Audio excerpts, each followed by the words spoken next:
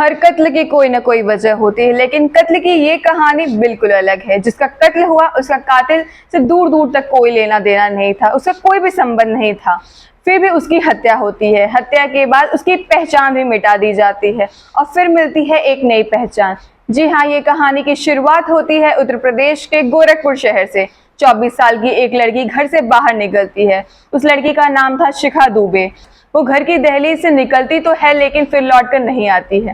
कई घंटे बीत जाने पर भी उसका कोई पता नहीं चलता है, तो परिवार के लोग उसकी मिसिंग रिपोर्ट थाने में दर्ज कराते हैं। पुलिस फौरन गुमशुदा शिखा की खोज में लग जाती है। लापता होने के अगले दिन यानी कि 11 जून 2011 को शहर के सिंघाड़िया इलाके के जंगलों में एक लड़की की लाश मिलती है। पुलिस ने उस शव को देखा तो उसकी कदकाठी और कपड़े शिखा से मैच कर रहे थे, तो उन्हें शक हुआ। इसलिए पुलिस ने शिखा के पिता राम प्रसाद दुबे को भी मौके पर पहचान करने के लिए बुलाया।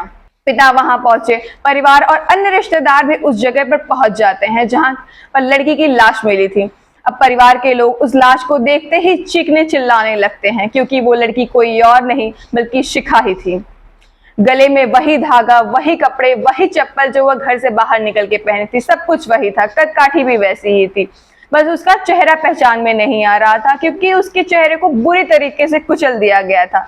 चेहरे पर सिर्फ खून का लाल रंग दिख रहा था, बाकी कुछ भी नहीं। इधर शिखा के परिवार ने उस लाश की पोस्टमार्टम कराई और अंतिम संस्कार भी कर दिया। अब परिवार के लोग आरोपी को जल्द से जल्द गिरफ्तार कराना चाह रहे थे। इस घटना से लोगों में भी काफी नाराजगी थी।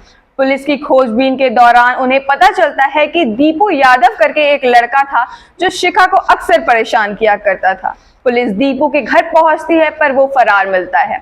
अब आरोपी की तलाश में पुलिस उसके परिवार वालों से कड़ाई की पूछताछ करती है, जिसमें पूछताछ के दौरान पुलिस को ये पता चलता है कि दीपू यूपी के ही सोनभद्र में हो सकता है। जब पुलिस आरोपी को खोजते खोजते सोनभद्र पहुंचती है तो उनको कोई जानकारी नहीं मिलती है, पर उनको एक घर पे शक होता है, क्योंकि वो घर अंदर से लॉक था। पुलिस सादे ड्रेस में उस घर का दरवाजा खटखटाती है तो दरवाजा को खोलने के लिए एक लड़की मौजूद होती है।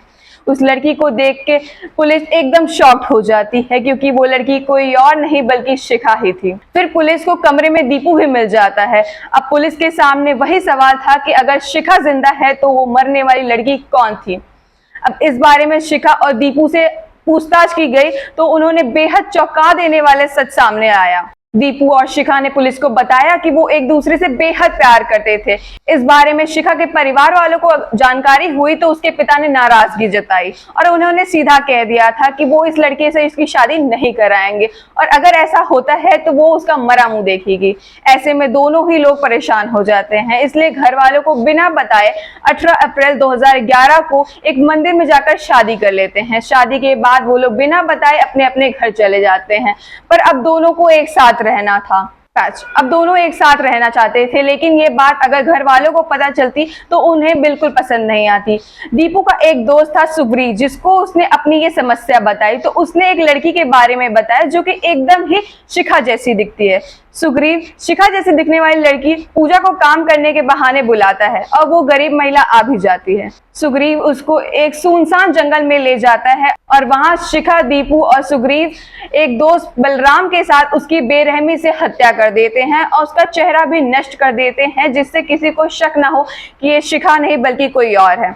शिखा ने बकायदा अपने कपड़े, चप्पल और गले का काला धागा पूजा को पहना दिया, जिससे लोग डेड बॉडी को शिखा ही समझे। पुलिस ने 21 जून 2011 को इस कांड का खुलासा किया। शिखा को जब उसके पिता से मिलवाया गया तो पहले तो उन्हें भरोसा ही नहीं हुआ। शिखा के पिता ने सोचा ही नहीं था कि जिन हाथों से बेटी का अंतिम संस्कार किया था, अभी वही हाथ उन्हें दोबारा छूने को भी लेंगे। इसलिए भरोसा करने के लिए उन्होंने पहले शिखा के चेहरे को अपने हाथों से छुआ। छूकर ये पता लगाया कि वाकई ये शिखा ही है। शिखा के पिता ने उसे सारे रिश्ते तोड़ लिया और उन्होंने अपनी बेटी मानने से इनकार कर दिया और कहा कि उनकी बेटी को कड़ी से कड़ी सजा मिलनी चाहिए। इस केस में दीपू, शिखा, सुग्रीव और बलराम को पुलिस ने गिरफ्तार कर लिया